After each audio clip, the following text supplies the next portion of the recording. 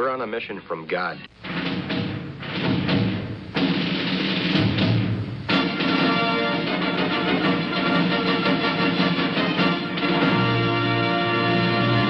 And now for something completely different.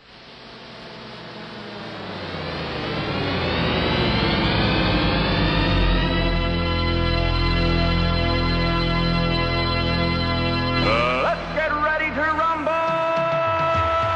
Yeah, baby, yeah! This is Pastor Jolly John Lekumsky coming to you from KFUO Radio right here in metropolitan St. Louis, Missouri. And right next to me, I have a Missourian right here. That's right. Yeah, you make it sound so cool here, John, at the station here at KFUO. Man, it is cool. And I am Pastor Matt Youngblood Clark from Ascension Lutheran Church in beautiful South St. Louis. And this is Wrestling with the Basics. And something really exciting this afternoon, this evening. What is it, Matt? Tell us all what's going on. It is You're time working hard today. for our 5th annual live nativity. So, stop by Ascension. We'd love to have you. What's the address, by the way? We are at the corner of Donovan and Eichelberger. That's usually the best way to describe it. Donovan 5347 Donovan. Okay. But Donovan and Eichelberger. Now, will that show up, though? Because you said they're changing the names of the streets during Christmas. It's true. Yeah, that in our St. Louis Hills neighborhood, yes. Reindeer Avenue, Snowflake Street, Candy Cane Lane, all the names are changed. But really, I mean, people rent like buses and limousines and drive through the neighborhood. Yeah. And traffic is atrocious. And then you stop by Ted Drew's and everything's okay. So Ted Drew's is open? Oh, it's open. Selling you ice bet cream? they're open. They're selling not just ice cream. They're selling Christmas trees. All right. So yeah, please stop by. It's a nice evening out. We will be there at the live nativity from 5:30 until 9 p.m. We have free hot chocolate and Christmas cookies for you. Just follow the searchlight. That's going to be. You have a searchlight? We have a searchlight. Isn't that cool, John? I wanted a searchlight. My whole ministry, I wanted a searchlight. Cool? I never had a that's pretty searchlight. cool. You know you've arrived in ministry when you have a searchlight. Oh, man. No, I'm going to feel... Okay, that's all right. Envy is a sin, so I won't envy your searchlight. Oh, John. But anyway, yeah, please do stop by. And you'll be there. I will be there. I'll be the guy. Meet you, I will be hand. the one dressed like a pastor, mixing and mingling. You'll probably find me over at the hot chocolate and Christmas cookie That's stand what I most was of the evening. thinking. If you're looking for me, so over the hot chocolate. So here's my plan. By the way, Bacterian, that is a 2-hump camel. Dromedarian is a 1-hump camel. And the way you tell the difference is think of the beginning letter. The letter B has 2 what?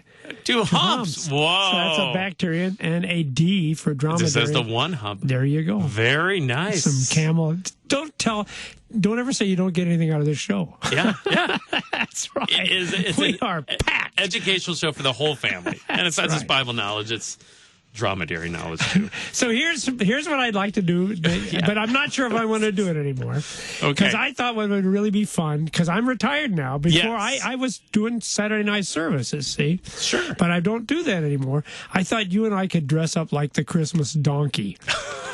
But I don't know if I want to do that, because you said last week that you like to be able to talk and visit with the people that show up, which means that I'd have to be the tail end of the donkey. That's right. I got to mix and mingle. I'm not so sure that's what I want to do. Boy, I want to go back to the drawing board on that one. Okay. The old Christmas donkey. That's right. Oh, shoot. Oh, yeah. So anyway, stop by. It'll be a good time, and we might do that. Yeah. So we've got. Well, you could see Pastor Jolly John Lekumsky then, boy. The one that looks like a donkey. The one that looks like the tail end of a donkey. That's right. No, just that's funny. A lot of people say that about me. I'm beginning to make sense. I'm sorry. So, yes. For our live animals, the way we raise money for that is we have this board out in our little lobby area as people come in, and so we have these animals. We have a donkey, we have a camel, we have a sheep. All the animals that are going to be in the live nativity. But then we have them on foam board, their pictures, and we've cut them up into segments, and then we put a price tag on each one of their parts. And so it's kind of gruesome, as this thing is on display. People take apart, like a leg of lamb or the back of the donkey or the hump of the camel, and they give their donation, put it in an envelope with their animal part, and return it back. But during the process, it's kind of gruesome because you just have these dismembered animals hanging on the bulletin board. On the board. Oh man, I think you need to reconsider that method too. I know the young kids come in, they just scream, "Oh my goodness, mommy, what happened to the donkey? His head's missing." So Matt, you've been doing this whole cloud of witnesses, right? Yeah. That was the theme from Hebrews. Sure. And do you have a cloudy witness for Christmas? We do, John. Okay. Yes. So we want to look at someone who actually they're remembered, they're commemorated. Oh, wait, you got a sound effect? Yeah, okay. yeah, because we only get to use this. Isn't there anyone who knows what Christmas is all about? And there of course, always. All right, now, there's no time for foolishness. Always appropriate. And we're going to tell people what Christmas is really all about. That's right. Yeah, That's okay. Right. And we'll do it through, well, next week we're really going to talk about Christmas. Yeah, it's our annual Christmas episode. Yes, with the jalapeno chorus. Oh, yeah. And I will tell my favorite Christmas story. I think I've done it in the past, but Grandpa John will have the kids sit down. Gather around, kids. All right. But what are we going to talk about today? All right, we are going to talk about St. Lucia, or Lucia, however you want to say it. Santa Lucia. No, that's a different song. I think that's Ave Maria. Okay, well, it works for Santa But there Lucia. is there is a Santa Lucia song. Really? And maybe that is how it starts. I'm not. We don't sing it at church. But, I don't either. But it is. It's beautiful. Google it if you're at home. Right. Check it out. It's beautiful.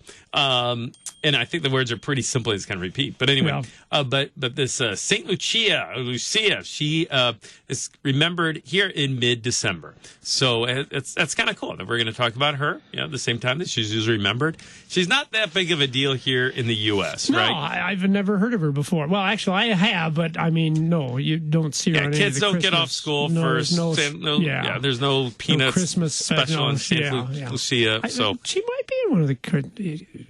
Now that you mention it, I think maybe. Well, I don't. Go ahead. There's a I'm Christmas just thinking special I can about her? kind of picture her in one of the Peanuts episodes, like Sally dressed up. Is that like, right? Maybe not. We got to do our research. I have these dreams sometimes. We need to talk about it off air. Okay. Go ahead. We'll do that. But in Scandinavian countries, she's a big deal. Yep. She's a big deal. So people, they bake different things to celebrate, and gingerbread and all that good stuff. But it's kind of interesting because, especially in the north there in Scandinavia, it's pretty dark this time of year. It is. I mean, there's only a few hours of sunlight, so it's pretty dark days this time of year in mid-December. And so this Saint Lucia is this festival of light. Okay, yeah. You might say. And usually there is a girl or a young lady who will dress up. She'll be St. Lucia, and she will wear, do you know what she wears, John? Well, she has like a wreath with candles on crazy. her head. And it's scary because they're real we're not talking about the little light bulb things. Yeah, this is if you want to do it right, you do the real deal. So, again, listeners, Google that if you want to. And lay off the hair spray when you do that. That's right. Yeah, no Aquanet for that day. No, because, man, you just go up and... Anyway, whoosh. So it looks like a wreath. It looks like a wreath around their head with candles. Why are they dressing up like that? Well, I did a little research. Okay. And the tradition, at least, is that Saint Lucia, real person, lived during Emperor Diocletian. Real person as well. Okay, yeah. So we had talked about Constantine, right? Yes. He's just before Constantine, right? And he's hostile to Christians. Extremely hostile. Yeah. In fact, that's probably the worst persecution, and it was empire-wide. A lot of the persecutions were just in local, but he actually literally sponsored the destruction of churches and Christians through the entire Roman Empire. Yeah. Bad news for the Christians. And so St. Lucia, she would go and she would care for the Christians in the catacombs as they met there in secret and worship there. So you're underground, it's dark. This is a burial place many times, these catacombs. And the tradition, at least, is that she would bring them food and other provisions. And in order to carry as much as she could, she put the light for her on her head. Oh, cool. So her arms were taken up, her hands were taken up by holding a candle or a torch, and then with those candles on her head, she would walk and then deliver the provisions to the Christians. Now, we actually did St. Lucia. We have the tradition in our church of taking a country and trying to do Christmas as they would do it in that country. Yeah, and that's great. One year we did Scandinavian, so we had the gal dress up. But I did not know the reason for that. That is super cool. cool. Yeah. That's kind of neat. It is so, neat. Let's go into tradition. That's why they do that. Yeah. And then we're going back like 1,800 years. These are the 200s. So we're going back quite a ways. Yeah. So Saint Lucia. So that's kind of a tradition. Here we do know some other things about her too. Kind of interesting. She's a young woman probably in her late teens or early 20s, and she was living again in that Roman Empire under Diocletian, where Christianity was still outlawed, still illegal. She was born to wealthy parents. Really? Noble parents. Her father died when she was still just a child, and he left her with a pretty large dowry, with an inheritance, you might say. And usually that would become hers and her husband's when they get married, right? Yeah, so, it's pretty common. But even when she was pretty young, she already was a Christian. She already decided that she would not marry. That she would vow to remain single. But she did that for a special purpose. She vowed to remain single so that her dowry that would have been hers would have been her husband's, right? To the husband, yeah. But instead of it going to them, if she remained single, then she could use it for the poor. Okay. Then she could use it for those in need. And I think that's pretty remarkable for some teenager, right? Lucia, late teens, early 20s, she's going to use this for the poor, she decides. That's pretty cool. So that's Lucia's plan, but that's not Mom's plan. Oh, okay. Yes, and that's where the trouble happens. All right. So her mother, against St. Lucia's wishes, although she probably wasn't called St. Lucia back then. No, probably Lucia, at that point. I'm guessing at that point, betrothed her to this wealthy young man. Okay. Doesn't sound so bad, but he's a pagan. He's not a follower of Jesus. And let's just reflect on the fact that everything you've said at this point is actually a miracle of God, because Christianity at that time was primarily slaves, servants, the lower classes who really didn't have much in this world. And so, the appeal of Christianity was, here's something that would be better for you. But you're right. Everybody else was pagan. I don't know if we comprehend that, because in our world today, mostly Christians, we have some atheists and everything. But at this time, no, it was a pagan society. Yeah. That's the norm, right? Yeah. And certainly your rich people, your influential people, your senators, your politicians, they're all pagans, because, of course, that's what you need to be. Yeah. So, okay. So her mom found her a good pagan man who had a good paying job, or, at least some means, right? Yes. Yeah. But they're worshiping the emperor. They're worshiping the gods of Rome. They're pagans, right? Okay. So, as time passed, though, Lucia, she persuades her mom to call off the wedding. Okay. So she calls off the wedding. She even allows her to start distributing her dowry to the poor. Yeah, really. So, way to go, Mom. But guess who's not very happy? The fiance. Yeah, exactly. Yeah. Her fiance, her betrothed, he was furious. I would be too. Yeah, because here's the thing. Not only is he not going to be marrying Lucia, but now he doesn't even get this dowry, too, from this pretty well-to-do family. Well, and, Lucia, she's the gal you want to marry because she's got the lights on her head and she can use both hands cleaning the house. It's like a deal. I know. Plus money. She was a great catch, wasn't she, John? She would have been. So, guess what he does? What does he do, Matt? He rats on her. So he goes to the Romans and he says, you're kidding. And this is the time of persecution. Okay, this Lucia, she's wearing this wreath on her head with the candles. You know why she's doing that? Yeah. Because she's tending to the Christians. She herself is a Christian. And she'd be easy to pick out, too. She'd be easy to pick out in a crowd. The one with the candles on her head. Yeah. So anyway, so they arrest her. Okay. And she's martyred. She's put to death for the faith. Unbelievable. Isn't that terrible? I did not know any so, of this. all this, just, wow, what a life, and again, this young woman, think of a high schooler, college age. Yeah. She's just dedicated to following Jesus Christ, so she's willing to suffer death even, rather than deny him. So there's this tradition says, at least, that Lucia was slain, killed with a dagger. Okay. But before she was killed, her eyes were gouged out. Oh, can you believe wow. that? I know. Yeah. So if you Google that, you'll have images, even in churches, especially in Scandinavian countries, that have stained glass windows and other artwork of St. Lucia, and she's usually pictured with her eyes usually on a platter or some kind of plate, and that just shows, that's the kind of death with which she died. So she's a martyr. She died for the sake of her Savior. Yeah. So, anyway, I guess what we want to talk about then is what can we learn about St. Lucia then? As our fellow Christians celebrate her right now at this time of year in Scandinavian countries, how could we celebrate her and, more importantly, God's work in her life, of this saint, this Christian woman. I think one of the things we can learn is just that, to kind of put it succinctly, is she's someone who gives up her dowry and in a marriage, and in the end even gives up her life. And I think that her life shows us that as Christians, we're not called to be safe. No. But we are called to be sacrificial.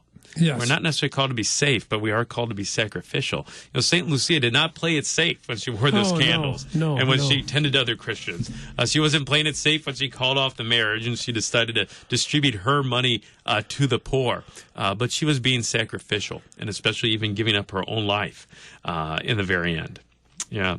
And, one of the people that came to my mind when we reflected on this, we reflect on this at Ascension, and it just so happened in the lectionary, the Old Testament reading was about one of the individuals that's in the book of Hebrews. Okay. And in chapter 11 of Hebrews, it was all those who by faith did these things. Yeah, right. And one of them's Moses. And I was thinking about Moses. And here's what it says about Moses. Okay. And our listeners, you're probably familiar with Moses, right?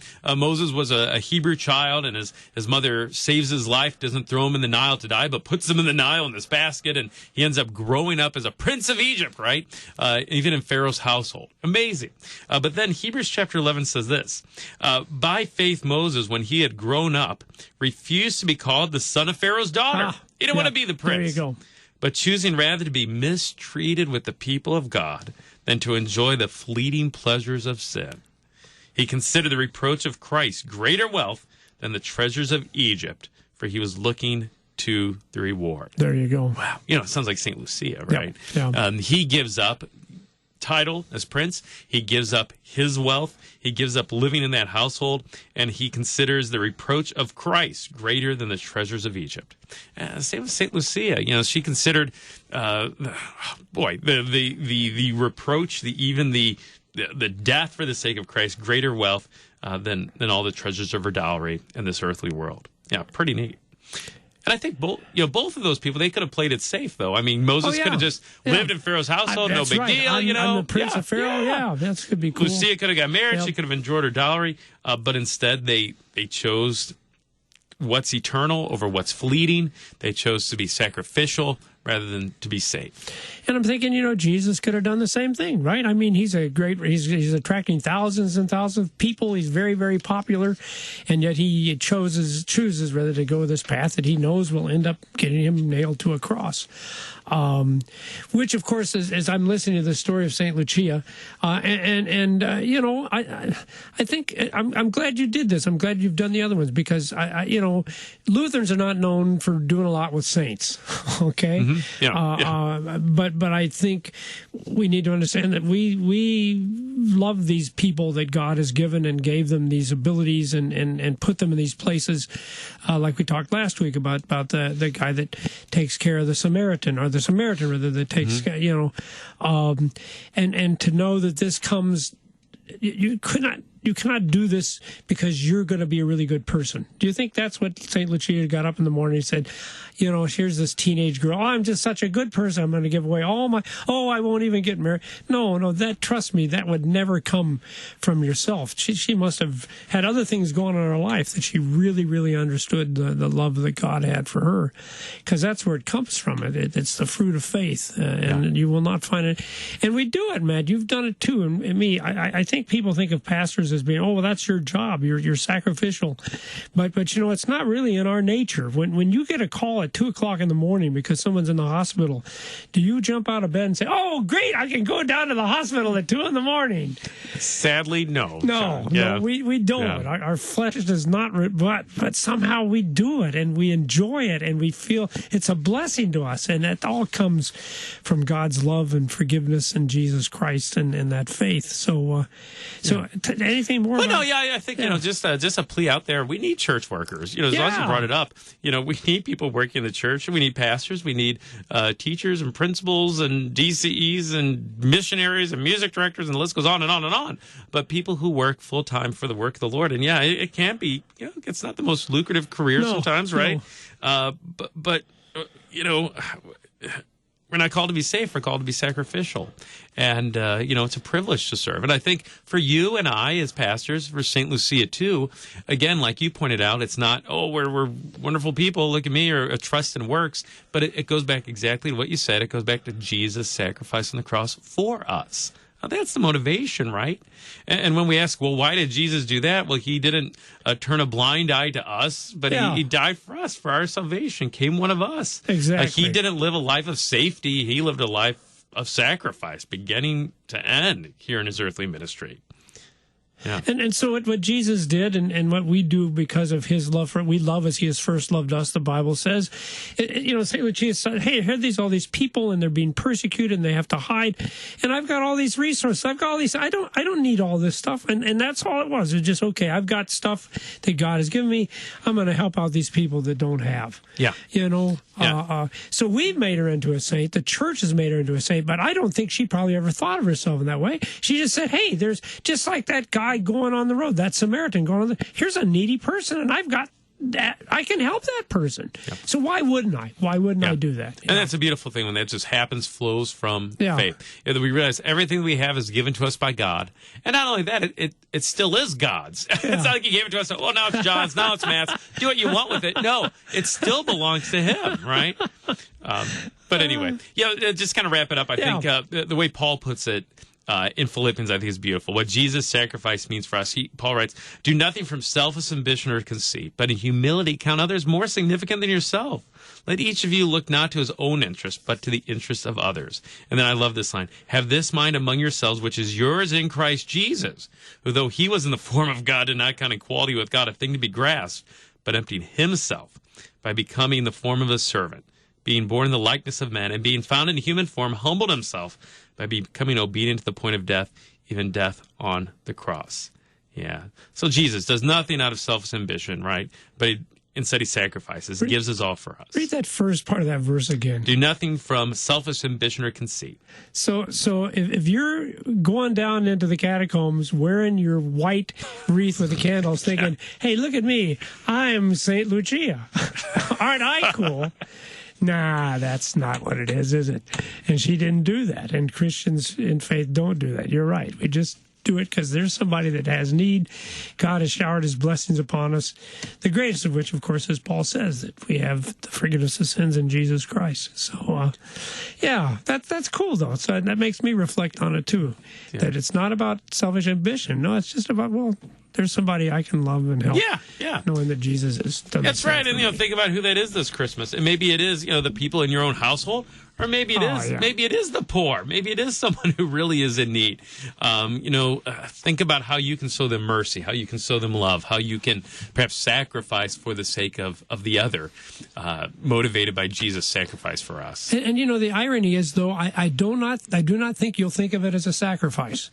I think you'll just say, "Hey, I want to do this." Yeah, it's exactly. Yeah. It is time to close. Next week, that's our big annual Christmas episode. The Christmas blowout. Yep. So please join us for the jalapeno chorus, and I'll tell you my favorite Christmas story. This has been Wrestling with the Basics.